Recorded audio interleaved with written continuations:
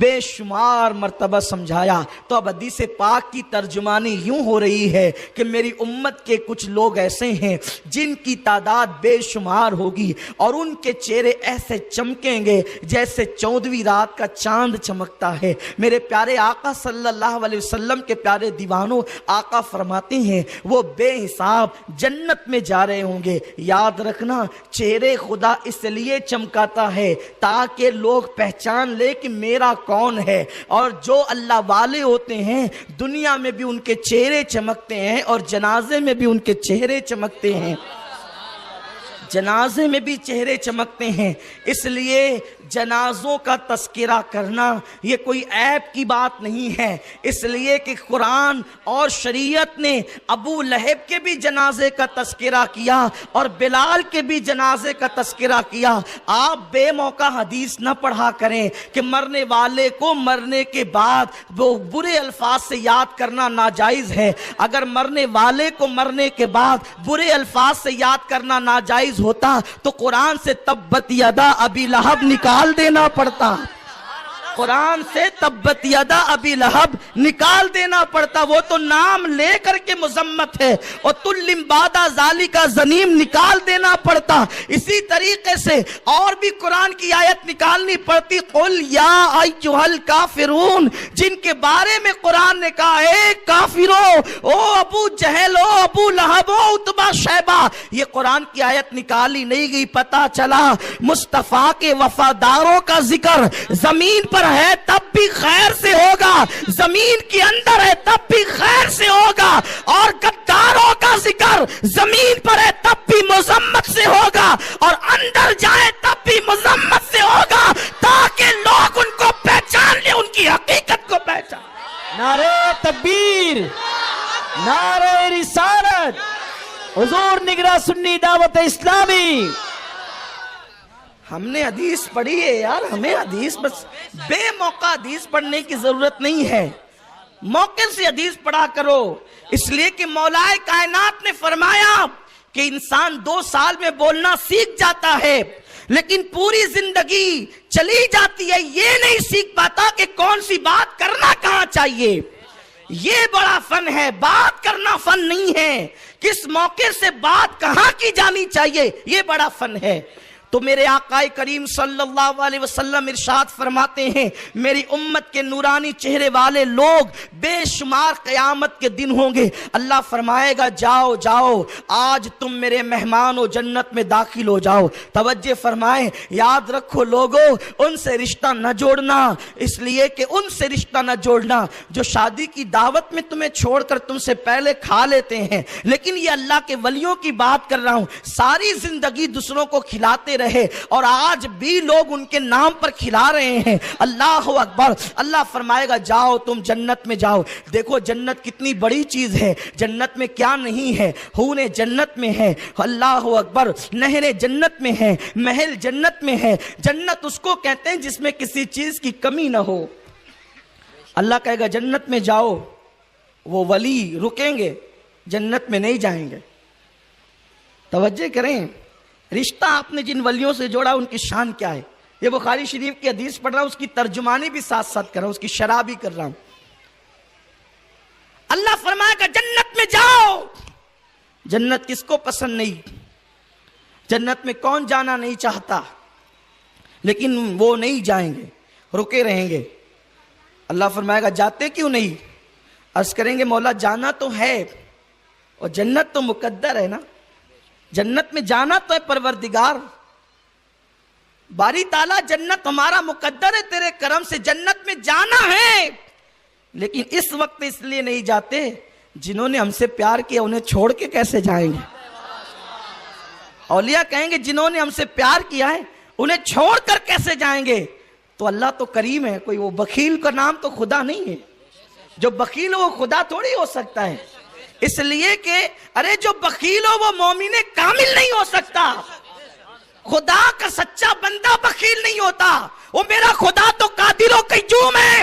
اللہ اکبر. رب تبارک و تعالیٰ کی بارگاہ میں اولیاء کہیں گے مولا جانا تو ہے لیکن جاتے اس لیے نہیں کہ جن لوگوں نے ہم سے پیار کیا، دنیا میں ہم سے رشتے جوڑے، ہمارے نام سے کانفرنسیں کی، کی, ہمارے نام سے جلسے کیے, ہمارے عرس کیے, ہمارے لیے چادر گاگر کر کے بدنام ہوتے تھے مولا, آج ان کو چھوڑ کر کیسے جائیں گے؟ ارشاد ہوگا آج ان کا عمل نہیں دیکھتا, تمہارے عمل کے صدقے جس کو چاہو جنت میں ساتھ لے جاؤ, ساتھ لے جاؤ. بخاری شریف کی حدیث کی ترجمانی کی ہے. بخاری اس لیے پیش کی ہے تاکہ کسی کو شک نہ رہے, بخاری اس لیے پیش کی تاکہ کسی کو شک نہ رہے. اللہ فرمائے گا لے جاؤ ساتھ میں. توجہ ہے آپ کی, اس کی شرافی شرح کر رہا ہوں. اللہ اکبر. پھر وہ کہیں گے اے فلاں, وہ ایسے نہیں کہیں گے چلو چلو چلو جنت میں چلو, نہیں, وہ اولیاء اللہ ہیں. وہ ایسے چلو چلو نہیں ہے, وہ ایک ایک کا ہاتھ پکڑیں گے, وہ ایک ایک کا ہاتھ پکڑیں گے اور ہاتھ پکڑ کر کے جنت میں لے جائیں گے. آقا حدیث بیان کرتے مسکرانے لگے, اتنی بڑی تعداد میں لے جائیں گے جنت میں کہ جنت کا دروازہ چر چر کرنے لگے گا. چر چر کب کرتا ہے؟ تمہارا مالا, تمہارا اسٹیج جب وزن زیادہ ہو جاتا ہے. کبھی کسی کا سلیب بھی چر چر کرتا ہے؟ سلیب پر 500 5000 لوگوں تو سلیب چر چر نہیں کرتا. ارے تو نے سلیب سیمنٹ کا اتنا مضبوط بنایا, 5000 لوگ بھی ہو تو وہ چر چر نہیں کرے. اللہ نے جنت کتنی مضبوط بنائی ہوگی, وہ جنت کیا ہے اس کا تصور مکمل طور پہ نہیں کر سکتے. آقا فرماتے اتنی تعداد میں لے جائیں گے کہ جنت کا دروازہ چر چر کرنے لگے گا. سوچو تو تعداد کتنی ہوگی. اس کا مطلب یہ ہے کہ جنت میں تعداد ولیوں کے ماننے والوں کی جائے گی, اس لیے ہر دور میں ولیوں کے ماننے والے 90 سے زیادہ % رہے ہیں, اور آج بھی ولیوں کے ماننے والے پوری دنیا کے اندر موجود ہے. تو کتنا سستا سودا ہے. ولیوں سے نسبتیں جوڑو, پیار کرو, محبت کرو, ان کے نقش قدم پر چلو. ان کا عرس اس لیے مناتے ہیں تاکہ ان کی زندگی پتہ چلے اور ہم ان کی زندگی پر چلیں. عرس کا مطلب صرف یہ نہیں کہ قبر پہ فاتحہ پڑھنے کا شوق ہو جائے. فاتحہ زندگی بھر پڑھتے رہے, پھول چڑھاتے رہے, لیکن ان کے نقش قدم پہ نہیں چلے. یعنی انہوں نے حلال کھانے کی تعلیم دی, حلال نہ کھایا. انہوں نے سود سے بچنے کی تعلیم دی, سود سے نہ بچے. انہوں نے بد نظری سے بچنے کی تعلیم دی, بد نظری سے نہ بچے. انہوں نے مصطفیٰ جان رحمت کے عشق کی تعلیم دی, نبی پاک کے سچے عشق کی طرف نہ جائے.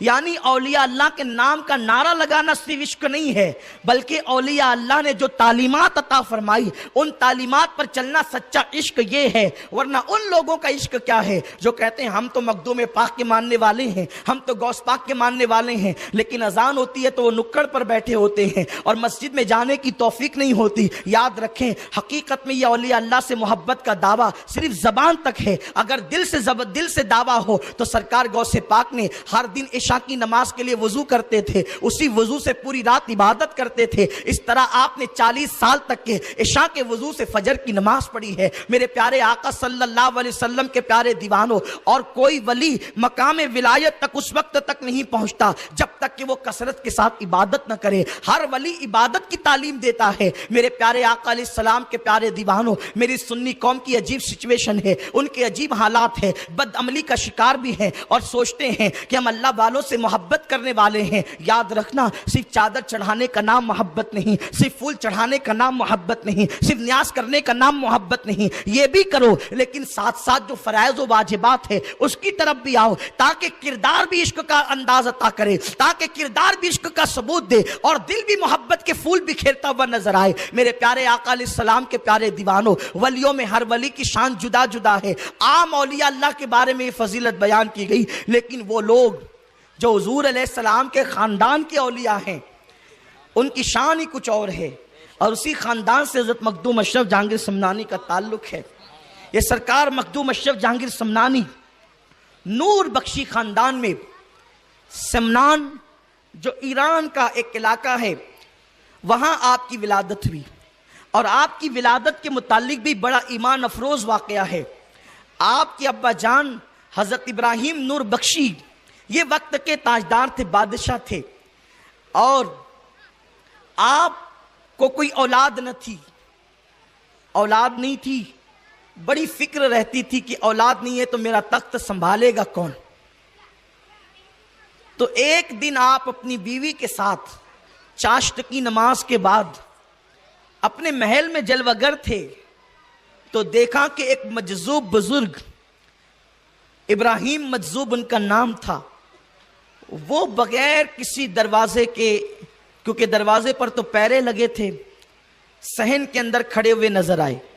میاں بیوی کو متفکر دیکھا، فکر میں ڈوبا ہوا دیکھا، تو ابراہیم مجذوب نے فرمایا بادشاہ جی کیوں آپ اس قدر فکر مند ہے؟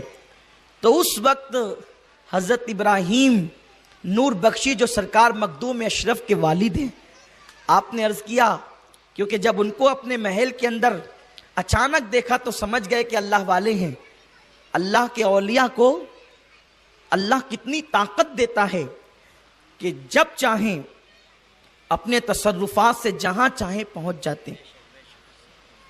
اس پہ بہت سی دلیلیں ہیں، لیکن میں دلیلوں سے صرف نظر کرتے ہوئے مخدوم پاک کی سیرت بیان کرنا چاہتا ہوں۔ اس کی وجہ صرف ایک دلیل پیش کرتا ہوں کہ ولی کا تصرف اتنا ہے کہ وہ جب چاہیں جہاں چاہیں اپنی ولایت کی طاقت سے، اللہ کی دی ہوئی طاقت سے پہنچ جاتے ہیں۔ جیسے کہ سورہ نمل کے اندر اللہ پاک نے حضرت آصف ابن برخیہ کا ذکر کیا کہ آصف بن برخیہ پلک کے جھپکتے آپ نے یمن سے جو ہے وہ تخت بلقیس ملک شام میں لا کر کے پیش کر دیا۔ یہ قرآن میں موجود ہے، یعنی اپنی جگہ سے ہٹے بھی نہیں اور وہ یمن بھی پہنچے، یہاں بھی موجود وہاں بھی موجود، یہاں بھی موجود وہاں بھی موجود۔ اور یہ کون کہہ رہا ہے؟ قرآن کہہ رہا ہے کہ پلک جھپکتے انہوں نے تخت بلقیس لا کر کے پیش کر دیا۔ تو یہی عقیدہ قرآن سے ملا ہے کہ اللہ تعالیٰ جس کو طاقت دے، ولایت کی طاقت، تو وہ اپنی طاقت سے جہاں چاہتا ہے پہنچ جاتا ہے، اور جو پہنچ جاتا ہے تو وہ نظر بھی آتا ہے، لیکن نظر آنے کے لیے ایسی نظر چاہیے۔ وہ تو جلوہ بکھیر رہے ہیں لیکن ہماری نظر کام نہیں کرتی، اور جس پہ کرم ہو جاتا ہے وہ پھر اس کو نظر بھی آتے ہیں۔ میرے پیارے آقا صلی اللہ علیہ وسلم کے پیارے دیوانوں، تو حضرت ابراہیم نور بخشی سرکار مخدوم اشرف کے والد کہتے ہیں کہ بابا جی بات یہ ہے کہ گھر میں اولاد نہیں ہے، بیٹا چاہیے۔ تو آپ نے فرمایا کہ جا، میں تجھے بیٹے کی ایک نہیں بلکہ 2 بیٹوں کی تجھے بشارت دیتا ہوں، اور نام بھی عطا فرمایا۔ ایک کا نام محمد اشرف ہوگا اور دوسرے کا نام محمد عارف ہوگا۔ آپ غور فرمائیں، 2 بیٹوں کی بشارت دی اور فرمایا جو اشرف ہوگا وہ اپنے وقت کا بہت بڑا ولی ہوگا، اور اس کا فیضان مشرق سے لے کر مغرب تک کے جو ہے وہ پھیلے گا، اور شمال سے لے کر جنوب تک کے پھیلے گا۔ آپ غور فرمائیں، لوگ کہتے ہیں کل کیا ہونا ہے یہ کسی کو نہیں پتا، بالکل نہیں پتا۔ اللہ جس کو نہ بتائے کسی کو کل کیا، پل میں کیا ہونا ہے کسی کو نہیں پتا، لیکن اگر اللہ بتا دے تو قیامت تک کے حالات اللہ کے ولیوں کو بھی پتا چل جاتے ہیں۔ تو مخدوم اشرف کی ولادت نہیں ہوئی، اور اس کے بعد وہ فرماتے ہیں کہ تمہارے گھر بیٹا پیدا ہوگا، اور اس کے بعد وہ کہتے ہیں لیکن سنو سنو، اس پر یہ جو دعا کی جا رہی ہے یہ یوں ہی نہیں ہے بلکہ اس کی بھاری قیمت تمہیں دینی پڑے گی۔ اور اس کے بعد آپ یہ کہہ کر کے تشریف لے گئے۔ پھر کیا تھا؟ خوشی کی ایک لہر دوڑ گئی، گویا کہ حضرت ابراہیم نور بخشی کے آنگن میں خوشیوں کے پھول کھلنے لگے، اور چند دنوں کے بعد خوشخبری ملی کہ جو ہے وہ محترمہ کے شکم کے اندر کوئی پروان چڑھ رہا ہے، کوئی مہمان آنے والا ہے۔ اور اس کے بعد اللہ اکبر، اللہ اللہ، سرکار مخدوم اشرف کی آمد سے پہلے مصطفیٰ جان رحمت ان کی امی کے خواب میں تشریف لا کر فرماتے ہیں بیٹی تیرے شکم میں جو بچہ پرورش پا رہا ہے وہ اپنے دور کے اولیاء میں ایک بلند مقام رکھنے والا ولی ہوگا۔ اور اس طرح 708 ہجری کے اندر حضرت سیدنا مخدوم اشرف جہانگیر سمنانی کی ولادت ہوتی ہے۔ میرے آقا صلی اللہ علیہ وسلم کے دیوانوں، حضرت مخدوم پاک ابھی ننھے سے بچے ہیں، آپ مدرسہ آتے جاتے ہیں کہ اس درمیان میں آپ کی ملاقات حضرت سیدنا خضر علیہ السلام سے ہوتی ہے۔ جناب خضر سے آپ کی ملاقات بچپن میں ہوئی، چہرے سے نورانیت ظاہر تھی اور نسب حسینی تھا۔ اللہ اکبر، میرے آقا صلی اللہ علیہ وسلم کے دیوانوں، اس وقت جب جناب خضر سے ملاقات ہوئی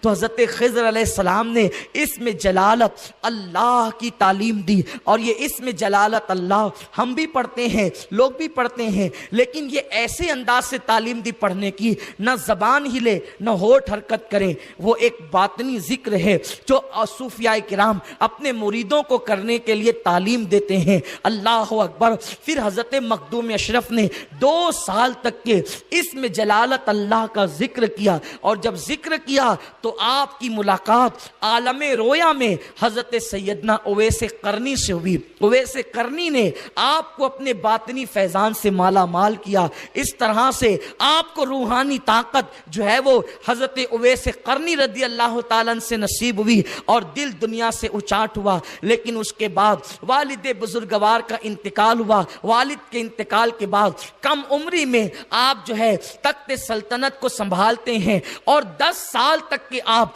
इंतहाई जो है वो अदल इंसाफ के साथ और मिनहाज नबूवत पर जो है अल्लाह अकबर हुकूमत और सल्तनत का कारनामा अंजाम देते हैं। जिन दिनों हजरत मखदूम अशरफ जहांगीर सिमनानी रदी अल्लाह ताला अन्हो अल्लाह अकबर 10 साल तक के हुकूमत का अंदाज जो है वो बादशाहों की तरह नहीं बल्कि सूफियों की तरह, अल्लाह के बरगजीदा बंदों की तरह, बल्कि सैयदना फारूक आजम के नक्श कदम पर चलते हुए जो आप जो है वो बादशाही खिदमत अंजाम दे रहे थे, उसमें आपने अदल इंसाफ के बड़े कारनामे अंजाम दिए। इस सिलसिले में एक वाक़या अर्ज करके आगे बढ़ता हूँ। हजरत मखदूम पाक अपने साथियों के साथ शिकार पर गए हुए थे, सिपाह मौजूद थी और आप शिकार करना चाहते थे। ऐसे आलम के अंदर मखदूम पाक की बारगाह में एक बूढ़ी औरत आई और वो औरत गौलन थी। उसने अर्ज किया, ए बादशाह, तेरे सिपाही ने जुल्म से मेरा दही छीन लिया और दही छीन करके खा गया।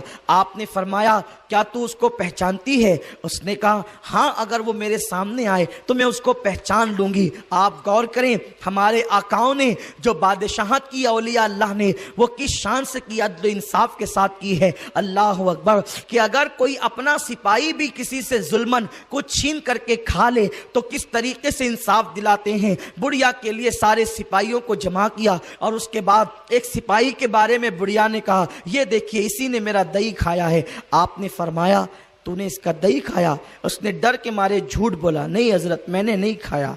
आपने फरमाया, रुक, और उसको फरमाया कि जा इस जंगल के अंदर दौड़। 7 चक्कर लगवाए, उसको खूब दौड़ाया। जब वो दौड़ चुका तो आपने मक्खियां पकड़ने के लिए कहा। मक्खियां पकड़ी गई और उसके मुंह में डाला। जब मक्खियां गई तो चूंकि वो दौड़ते दौड़ते हाँप गया था, और जब मुंह में मक्खी गई तो उसको उल्टी हुई, तो उल्टी के अंदर उसका दही निकला। तो आपने फरमाया, झूठ बोलता है, और उसको सजा दी और वो गौलन को उसकी कीमत अदा फरमाई। इस इंसाफ के साथ आपने 10 साल तक की हुकूमत की, लेकिन आपका दिल दुनिया से उचाट हो गया था।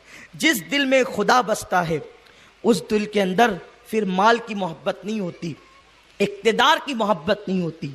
दीनदार तबका अल्लाह के लिए हुकूमत और सल्तनत को ठोकर मारता है। असल दीनदार, सच्चे दीनदार वो होते हैं, वो दीन के जरिए दुनिया नहीं कमाते बल्कि दुनिया को ठुकराते हैं, दुनिया को अपने करीब आने नहीं देते। और मखदूम पाक किसी तरह कोशिश करते थे कि मैं जल्द से जल्द हुकूमत छोड़ करके उस राह की तरफ बढ़ूं जो रास्ता मुझे जाना है। आपने अपनी अम्मी से कहा, अम्मी, मेरा दिल इससे उचाट हो गया है, हुकूमत और सल्तनत से, मैं छोड़ना चाहता हूँ।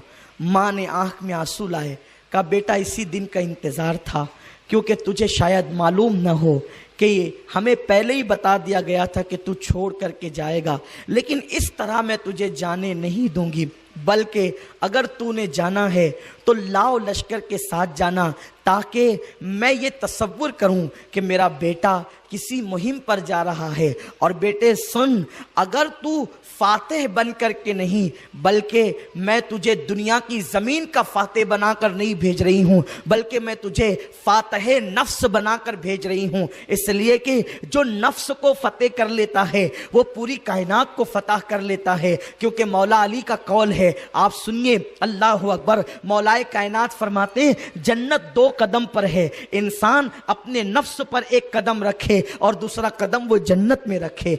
आज तो लोग नफसानी ख्वाहिशात में मुब्तला हैं। नफ्स कहता है जिना के मनाजिर देखना है तो मेरी कौम के जवान जिना के मनाजिर देखते हैं। नफ्स कहता है शराब पीना है, मेरी कौम के जवान शराब पीते हैं। नफ्स कहता है ताश के पत्ते खेलना है, मेरी कौम के जवान ताश के पत्ते खेलते हैं। याद रखो, नफ्स कहता है गुनाह करना है, मेरी कौम के जवान गुनाह करते हैं। जब तक تک نفس امارہ کی بات مانتے رہو گے اس وقت تک خدا کی رضا حاصل نہیں کرو گے۔ اگر خدا کو منانا ہے تو اپنے نفس کو کچلو۔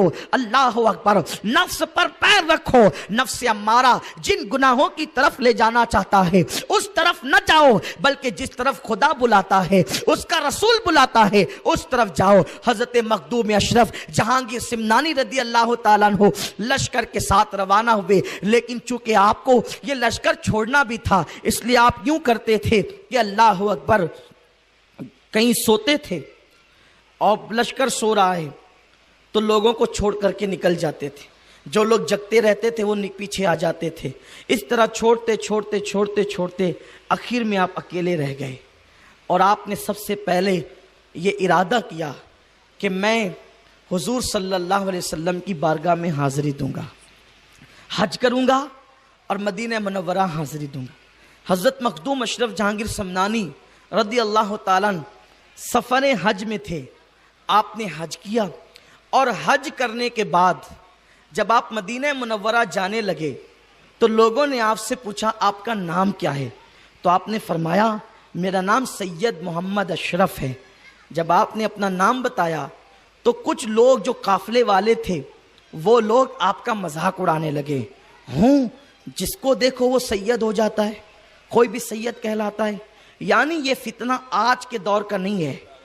جن لوگوں کے خون میں شرافت نہیں ہے وہ سیدوں کو کبھی مانتے ہی نہیں ہیں، ان کو ماننا نہیں ہے تو کہتے ہیں کہ تو اس وقت تو مخدوم اشرف سے چہرہ اتنا خوبصورت تھا کہ آپ کے حسن کی بنیاد پر آپ کی داڑھی بھی سرخ تھی، اور پان اتنا پسند تھا کہ اکثر پان آپ کھاتے تھے، اور پان کھانے کی وجہ سے آپ کے ہونٹ اکثر لال رہتے تھے، سرخی ہوتی تھی۔ آج بھی جو ہے وہ ان کے خاندان کے افراد میں یہ چیز ہمیں نظر آتی ہے، ہونٹوں کی سرخی دیکھ کر مخدومی سرخی کی یاد تازہ ہو جاتی ہے۔ میرے پیارے آقا صلی اللہ علیہ وسلم کے پیارے دیوانوں، تو چونکہ لوگ تانا دیتے ہیں، اور یاد رکھیں جن کے نسب سلامت نہیں وہی سیدوں کی سیادت کا انکار کرتے ہیں، ورنہ جو صالح اور شریف ماں کے بیٹے ہیں انہیں تو جو کہہ دیں ہم سید ہیں وہ مان لیا کرتے ہیں۔ لیکن اگر کربلا میں بھی اگر شرافت نہ ہو تو امام علی مقام کی سیادت پر بھی لوگ سوال یا نشان کھڑا کرتے ہیں۔ سنیوں، ہمیں کسی سے سند لینے کی ضرورت نہیں ہے، ہم عاشقان مصطفیٰ ہیں، ہم جیسے بغیر دلیل کے نبی کو مانتے ہیں ویسے بغیر دلیل کے آل نبی کو بھی مانتے ہیں۔ تو مخدوم پاک کو ان لوگوں نے تانا دیا کہ آپ سید نہیں ہیں۔ مخدوم پاک کا دل ملال ہوا، دل پہ جو ہے وہ بے چینی ہوئی۔ ظاہر سی بات ہے اگر کسی سید کو آپ کہیں کہ آپ سید نہیں ہیں تو گویا کہ آپ نے اس کی ماں کو گالی دی، اور آپ نے اگر کسی کی ماں کو گالی دی تو وہ آپ اس کی ماں پر گالی جو آپ نے دی ہے وہ آپ کی ماں کی طرف لوٹتی ہے۔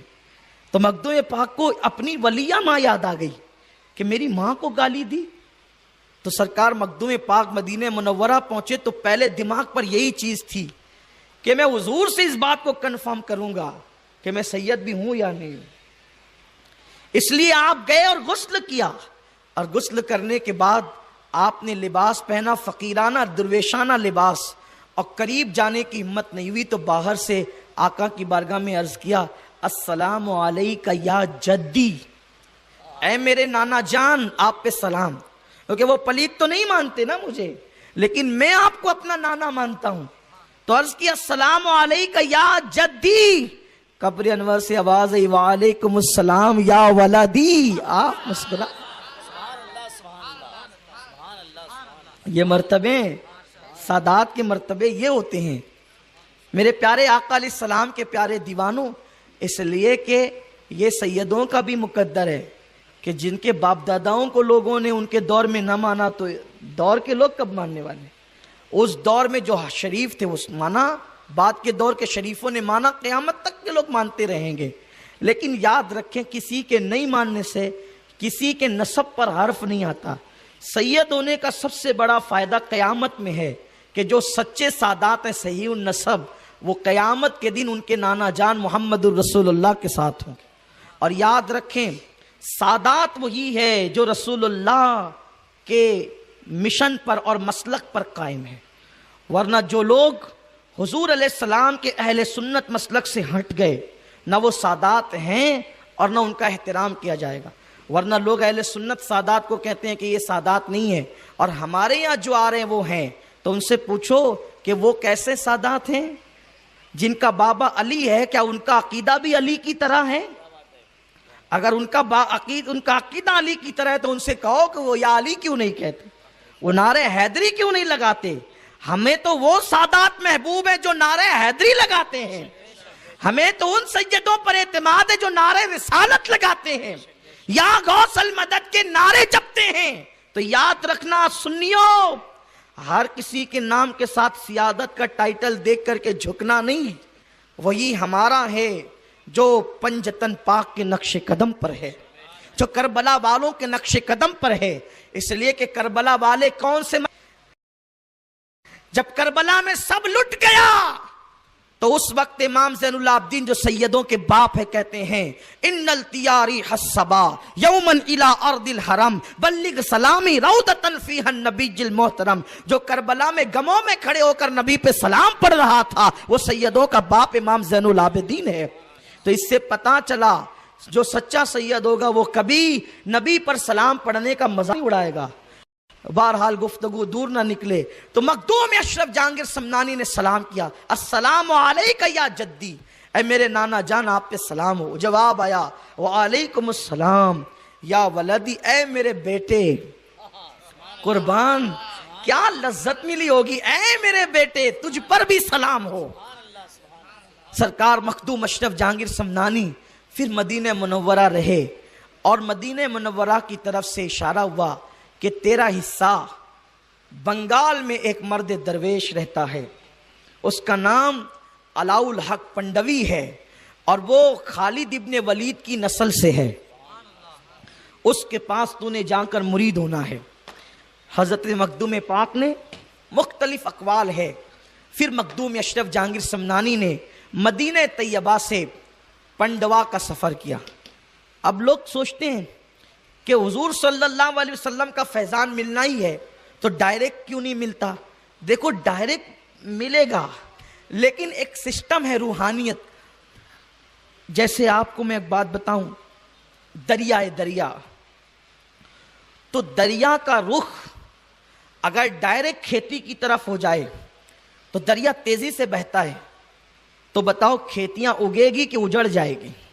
اجڑ جائے گی، کیونکہ نرم و نازک کھیتی کے اندر اتنی طاقت نہیں ہے، قوت نہیں ہے کہ وہ دریا کے بہاؤ کو برداشت کر سکے.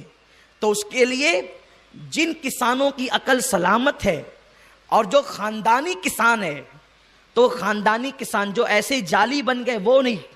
انسان کسی معاملے میں ہو خاندانی ہونا چاہیے، اس لیے کہ جو خاندانی ہوتے ہیں ان کے پاس خاندان کی روایتیں ہوتی ہے. یہ خاص بات آگے بھی اس کو یاد رکھنا. اگر کسان بھی خاندانی ہو تو وہ گر جانتا ہے کھیتی کرنے کے، اور جو کسی کو یوں ہی کسی نے بنا دیا تو اس کو پتہ ہی نہیں ہوتا کہ ہل چلانے کا انداز بھی کیا ہوتا ہے، کیونکہ بیل کے پیچھے چلنے کا بھی ایک ہنر ہوتا ہے، اس کو ہانکنے کا بھی ایک ہنر ہوتا ہے. اس لیے خاندانی کسان کیا کرتے ہیں، وہ ڈائریکٹ دریا کی طرف نہیں جاتے بلکہ وہ چھوٹی چھوٹی نالیاں نکالتے ہیں دریا سے اور اپنے کھیتوں میں پانی لیتے ہیں. ان کو تو کھیتی ہری کرنا ہے اور دریا کا پانی وہ نالی کے ذریعے سے لیتے ہیں. ہزار بار بلا تشبیہ بلا تمثیل یہ فیضان نبوت کا دریا پورے آب و تاب کے ساتھ بہ رہا ہے. ایمان کی کھیتی کو ہری کرنا ہے تو تمہارے نرم نازک دل اس کو ڈائریکٹ برداشت کرنے کی طاقت نہیں رکھتے. تو سید عالم صلی اللہ علیہ وسلم نے ایک سسٹم عطا کیا ہے کہ اس دریا سے اگر فیض لینا ہے تو اس دریا سے مختلف نہریں نکلتی ہے، جس نہر سے بھی وابستہ ہو جاؤ گے ایمان کی کھیتی ہری ہو جائے گی. لیکن ہر دریا ہر جو ہے وہ نہر اسی دریا سے ہے، اور اس دریا میں کسی نہر کا نام قادریت ہے، کسی کا نام چشتیت ہے، کسی کا نام سہروردیت ہے، کسی کا نام اشرفیت ہے، کسی کا نام برکاتیت ہے، کسی کا نام رضویت ہے، کسی کا نام کلندریت ہے، کسی کا نام مداریت ہے، کسی کا نام تیغیت ہے، کسی کا نام ابو لولائیت ہے. گویا کے مختلف درجے وہ نہریں ہیں، یہ فرقے نہیں ہیں، یہ ایک دریا کی نہریں ہیں اور یہ الگ الگ نہیں ہیں، یہ ساری نہریں ایک ہیں. ان سب کا مرکز دریا مصطفیٰ جان رحمت ہے. اس لیے اشرفی رضوی لڑتے نہیں، اس لیے قادری چشتی لڑتے نہیں، کیونکہ دونوں کو، ان لوگوں کو پتا ہے کہ ہمارا مرکز مدینہ ہے، ہمارا مرکز مدینہ ہے۔ لیکن ایسا بھی ہے کہ جس کا کانٹیکٹ دریا سے ہوگا، نہر وہیں سے چلے گی اور کھیتی وہیں سے ہری ہوگی، لیکن جن لوگوں نے نالی بنا لی لیکن دریا سے کنیکشن نہیں کیا، تو بتاؤ وہ کھیت میں پانی جائے گا؟ پیری مریدی اس لیے ضروری ہے کہ حضور سے فیض لینا ہے تو کبھی قادری بننا پڑتا ہے، کبھی چشتی بننا پڑتا ہے، کبھی رضوی بننا پڑتا ہے، کبھی اشرفی بننا پڑتا ہے، اور جھگڑے کے لیے نہیں بننا پڑتا بلکہ فیضان لینے کے لیے بننا پڑتا ہے۔ لیکن قادری کون بنے گا؟ جو غوث پاک سے ہوتا ہوا مدینہ منورہ سے کانٹیکٹ رکھتا ہے۔ کچھ لوگوں نے بھی پیری مریدی شروع کر دی ان سے، اور لوگ مرید ہو رہے ہیں۔ میں نے کہا یا اللہ یہ کب سے مرید ہو رہے ہیں؟ تو کہا کہ 2 سال سے، 5 سال سے۔ کہا کہ مریدی کا سلسلہ تو 1450 سال سے چلا رہا ہے، یہ 2 سال میں کون سی نالی تیار ہو گئی؟ کیا اس کا تعلق جو ہے وہ مدینہ منورہ کے دریا سے ہے بھی؟ ورنہ یاد رکھنا کھیتی سوکھی کے سوکھی رہ جائے گی، کبھی ہریالی نہیں آئے گی۔ شجرہ پوچھو کہ کہاں سے کنیکشن ہے، اور الحمدللہ ابھی یہاں بیٹھے بیٹھے میں پورا شجرہ پڑھ سکتا ہوں۔ میرے مرشد سے لے کر مدینہ منورہ والے آقا تک ہمارا ہاتھ اس طرح متصل ہے، اور آپ کہیں گے شجرہ تو ہمارے پاس بھی ہے۔ ایسے شجرہ رکھنے سے کام نہیں چلتا۔ جو میرا عقیدہ وہی میرے پیر کا، اس کے پیر کا بھی وہی عقیدہ، اس کے پیر کا بھی وہی عقیدہ، اس کے پیر کا بھی وہی عقیدہ، اس کے پیر کا بھی وہی عقیدہ، اس کے پیر کا بھی وہی عقیدہ۔ یہ عقیدے میں جب برابر جو ہے مساویت ہوتی ہے اور یگانیت ہوتی ہے تو شجرہ ملا ہوتا ہے، ورنہ پیر کا عقیدہ الگ، مرید کا عقیدہ الگ، تو پھر کنیکشن کہاں رہا؟ وہ تو کٹ گیا۔ اب اگر کوئی اپنے آپ کو قادری نقشبندی چشتی لکھتا ہے تو پوچھو کیا غریب نواز جیسا تیرا عقیدہ ہے؟ غریب نواز تو امام حسین کے لیے کہتے ہیں شاہ است حسین، بادشاہ است حسین، دین است حسین، دیپ بنا است حسین، اور آپ کہتے ہو صرف حضرت حسین۔ تو مطلب آپ کا رشتہ ملا نہیں ہے، بات ہنسنے کی نہیں ہے۔ مرید ہونے کے لیے بھی ہمارے سرکار مہاراجہ شریف کے صاحب سجادہ نجیب میاں سرکار کہتے ہیں پانی پیو چھان کر اور پیر کرو پہچان کر۔ ان کا بڑا پیارا نعرہ ہے، اور پیر کرنے سے پہلے دیکھو یہ پیر ہے، پیر تو نہیں ہے۔ ہاں پیر ہوگا تو خدا تک پہنچائے گا، سبحان اللہ۔ اور ہمارے پیروں کی شان کیا ہے؟ جا کر کے مدینے سلام کرتے السلام علیکہ یا جدی، تو اتنا مضبوط رشتہ ہے، جواب آتا ہے وعلیکم السلام یا ولدی۔ یہ ان آقاؤں سے اپنا رشتہ ہے الحمدللہ تعالی۔ یہ ایک ہمارا پیر ہے جسے مخدوم اشرف کہتے ہیں، یوں جواب آیا۔ ایک دوسرا پیر ہے، میں کبھی یہ بات نہیں کرتا لیکن آج تحدیث نعمت کے لیے عرض کر رہا ہوں، مجھے بے فضل ہی تعالی 14 سلسلوں کی خلافت ہے، لیکن جب بھی کسی نے خلافت دی تو میں نے کبھی اس کا ذکر نہیں کیا۔ کیوں نہیں کیا اس کا ذکر؟ اس لیے نہیں کیا کہ یہ چیزیں چھپانے کی ہوتی ہے، چھپانے کی نہیں ہوتی۔ ہاں تو لیکن رفاعی سلسلے کا بھی میں خلیفہ ہوں، اور اشرفی سلسلے کا بھی خلیفہ، اس لیے میں اشرفی بھی ہوں، رضوی بھی ہوں، چشتی بھی ہوں۔ 14 سلسلے میرے پاس ہے الحمدللہ تعالی، اور میں اس پہ فخر نہیں بلکہ شکر کرتا ہوں۔ ہاں پورے ہندوستان میں گھومنا ہوتا ہے، لوگ شفقت کرتے ہیں، ہمارے پیران نظام بڑی شفقت کرتے ہیں، عطا کرتے ہیں، نوازتے رہتے ہیں۔ تو اسی لیے میرا تعلق ہر خانقاہ سے، میں کبھی کسی خانقاہ کا بے ادب نہیں ہوں، اس لیے کہ بے ادب وہ ہوتا ہے جو خانقاہ سے باہر ہوتا ہے۔ میرا رشتہ تو اتنے لوگوں سے جڑا ہوا ہے۔ تو ایک تو مخدوم اشرف ہمارا پیر، سلام کیا السلام علیکہ یا جدی، جواب وعلیکم السلام یا ول۔ اور ہمارا دوسرا پیر رفاعی سید احمد کبیر رفاعی، سید احمد کبیر رفاعی، یہ گئے بارگاہ رسالت میں۔ جو نبی کو زندہ مانے گا وہ کیا عرض کرے گا؟ جو نبی کو مردہ مانے گا وہ کیا عرض کرے گا؟ عرض تو زندہ کرتا ہے جو زندہ مانتا ہے۔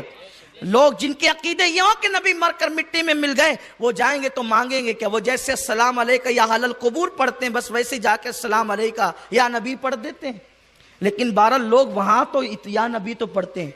ایک مرتبہ میں مدینہ شریف حاضر ہوا، سرکار کا کرم، آپ لوگوں کی خدمت کرتے ہیں نا، آپ لوگ کی جوتیاں سیدھی کرتے ہیں, خدمت کرتے ہیں, تو کرم ہوتا ہے تو سال میں 2-3 بار سرکار بلا ہی لیتے ہیں, حاضری ہو جاتی ہے. تو میں حاضر ہوا, تو حاضر ہونے کے بعد سرکار کی بارگاہ میں تو اپنے تو غلام ہی ہیں, وہاں تو سانس لینا بھی جو ہے وہ ڈر لگتا ہے. ادب کا ہیست زیر آسماز عرش نازک تر, نفس گم کر دمی آیت جنید و بایزیدی جاں. تو ایک صاحب مالیگاؤں کے تھے, تو لیکن وہ مجھ سے متفق نہیں تھے, اس لیے کہ وہ اہل سنت سے ان کا تعلق نہیں تھا, اس لیے وہ متفق نہیں تھے. وہاں ملے تو اس نے کہا مولانا جو ہے وہ میں چاہتا ہوں کہ آپ کے ساتھ بارگاہ رسالت میں حاضری دوں. میں نے ان کو دیکھا, میں کہا آپ ہے کہاں کے؟ تو کہا مالیگاؤں رہتا ہوں, نام نہیں لوں گا, لیکن کہا کہ آپ چاہتا ہوں کہ آپ کے ساتھ حاضری دوں. میں کہا ٹھیک ہے, بات ایسی ہے تو چلو. تو میں وہاں گیا تو سنہری جالوں کے پاس میں کھڑا رہا تو کھڑا ہی رہ گیا. پھر وہاں اپنی خبر کس کو ہوتی ہے, کھڑا ہی رہ گیا, عرض و معروض کا سلسلہ چلتا رہا. اور وہ 2-3 سیکنڈ کے بعد باہر ہو گئے. اپنی اپنی طبیعت ہے سب کی, میں یہ نہیں کہتا کہ غلط کیا کہ صحیح کیا, لیکن بات بتا رہا ہوں. وہ باہر ہو گئے, اور چونکہ وہاں جو میری کیفیت تھی انہوں نے دیکھا, تو دیکھ کر کے وہ جو کیفیت ہوتی ہے میں یہاں بیان نہیں کر سکتا, اس لیے کہ یہ چیزیں بتانے کی بھی نہیں ہے. لیکن انہوں نے کہا کہ میں نے دیکھا آپ رو رو کر کے بہت کچھ کہہ رہے تھے, کیا کہہ رہے تھے؟ میں نے کہا کہ دل کا حال سنا رہا تھا, اس لیے کہ سارے غم تو یہیں آ کر کے اگلتے ہیں نا, علاج بھی ہوتا ہے. یہی ان کو نہ سنائے تو کن کو سنائے, یہی تو اپنے ہیں, ورنہ اور کس کو سنائے, اور جو ان کے ہیں وہ اپنے ہیں. تو کہا کہ حضور تو انتقال فرما گئے نا, تو آپ حضور سے عرض کر رہے تھے. میں نے کہا کیوں, آپ نے سلام نہیں کہا؟ کہا نہیں کہا نا, سلام تو کہا. میں نے کہا کیسے کہا؟ تو کہا السلام علیکہ ایھا النبی. تو میں نے کہا کہ اس کا مطلب, تو میں نے 2-3 بار بھی پڑھا, کہا کہ یا رسول اللہ آپ پہ سلام ہو, السلام علیکہ یا نبی, یا نبی. میں نے کہا آج آپ نے یا نبی کہہ دیا؟ بولے ہاں کہہ دیا. میں نے کہا کیوں کہا؟ تو بولے کہ وہ یہاں موجود ہے نا. میں نے کہا اچھا ٹھیک ہے. میں اس کا ہاتھ پکڑا, حالانکہ جلدی ایسوں کا ہاتھ بھی نہیں پکڑتا, اس لیے کہ میری طبیعت میں کچھ عجیب سی بات ہے. میری طبیعت یہ ہے کہ جو میرے نبی کا ہے اگر وہ گٹر کے کنارے پڑا ہے تو میرا ہے اور وہ مجھ سے بہتر ہے. لیکن اگر کسی نے حضور کی بے ادبی کر دی تو میری طبیعت میں بڑا غصہ ہے. لوگ سمجھتے ہیں کہ ان کو غصہ ہے, سب کے لیے غصہ نہیں ہے. میرے سنی بھائی جانتے ہیں کہ میں کتنا نرم ہوں, ہاں وہ جانتے ہیں میں کتنا ان کو پیار دیتا ہوں. الحمدللہ تعالیٰ میرا رب جانتا ہے, اور وہ بھی جانتے ہیں کہ میری ذات کو کوئی کچھ کہتا ہے میں کبھی کسی کو کچھ نہیں کہتا, کبھی نہیں کہتا. اس لیے کہ ہم جانتے ہیں کہ ہمیں اور لوگ بھی کہتے ہیں جتنی دیر تک کہ ہمیں گالیاں دیں گے اتنی دیر تک ہمارے نبی کی تو بے ادبی نہیں کریں گے. اس لیے دوسرے بھی کہتے ہیں تو مجھے ٹینشن نہیں ہوتا. ہاں اولیاء کے خلاف کوئی کہے, حضور کی شان میں بے ادبی کرے تو پھر مجھے غصہ آتا ہے, اور اس وقت تو غصہ نہ آنا بے ایمان ہونے کی دلیل ہے. ایمان والے کو غصہ, دیکھو شریف اولاد کو اس وقت تو غصہ آئے گا جب اس کے باپ کو چھیڑو گے, اور پکے امتی کو, ایماندار امتی کو غصہ اس وقت آئے گا جب اس کے نبی کی بے ادبی کرو گے. لوگ کہتے ہیں یہ کیوں کسی کو کہتے ہیں, میں نہیں کہتا. میرے بھائی آپ میری تقریریں سنیے, ہزاروں کی تعداد میں عناوین پر میری تقریریں ہوئی ہے. میں 15 سال کی عمر تھی میری جب میری داڑھی بھی نہیں نکلی تھی, تب سے میں تقریریں کر رہا ہوں. ابھی بھی وہ بوڑھے سفید ریش موجود ہیں جنہوں نے اس وقت بھی میری تقریریں سنی جب میرے چہرے پہ داڑھی نہیں تھی. میں یوں ہی نہیں کہتا, آپ سمجھے میری بات کو. جب بھی حضور علیہ السلام کی شان میں بے ادبی کی جاتی ہے تو پھر میں کہتا ہوں کہ کیا میرا نبی قبر انور میں آرام کر رہا ہے تو ہمارا یہ حق نہیں کہ حضور کی بے ادبی کی جائے تو ہم ان کی طرف سے جواب دیں. باپ کو گالی دے تو ہم باپ کی طرف سے کھڑے ہوتے ہیں, تو ہمیں تو باپ سے زیادہ عزیز رسول پاک ہیں. ہاں غیرت مند کتا وہ ہوتا ہے جو مالک کی وفاداری میں بھونکتا ہے, اور چوروں کو سب سے زیادہ تکلیف غیرت مند کتوں سے ہوتی ہے. چوروں کو سب سے زیادہ تکلیف غیرت مند کتوں سے ہوتی ہے کہ یہ بھونکتا کیوں ہے, کیونکہ جب یہ بھونکتا ہے تو لوگ پہچان لیتے ہیں کہ چور آ گیا. اس لیے اگر چور اس کتے کی مخالفت کرے تو کوئی ٹینشن کی بات نہیں ہے, وہ مالک کی نظر میں وفادار بنا رہتا ہے. اور ہمیں چوروں سے ٹینشن کیا ہے, ہمیں تو مدینے والے سرکار سے وفاداری کا تمغہ چاہیے. یہاں کوئی کچھ بھی بولے, کتنی بھی گالیاں دے, کچھ بھی کریں, ہم وفاداری کا حق ادا کرنا چاہتے ہیں, کر تو نہیں سکتے, لیکن جب بھی حضور کی عظمت پر بات آئے گی ہم نے کبھی نہیں چھوڑا, کسی کو نہیں چھوڑا, نہ چھوڑیں گے. اس کے لیے چاہے جتنی تکلیف اٹھانا پڑے نہیں چھوڑیں گے. حضور علیہ السلام کے نواسے مولا حسین کے شربت پر لوگوں نے اعتراض کیا تو ہم نے سوچا کہ نہیں چھوڑیں گے. مولا حسین کی کربلا کی داستان بیان کرنے پہ اعتراض ہم کر نہیں چھوڑیں گے. حضور کے علم غیب پر اعتراض ہو ہم نہیں. اس کے لیے کتنی تکلیف, کیونکہ تکلیف جسم کو ہونی ہے اور اینڈ تکلیف کا موت ہے, لیکن ان کے لیے موت آ جائے تو وہ موت ہزارہ زندگی سے بہتر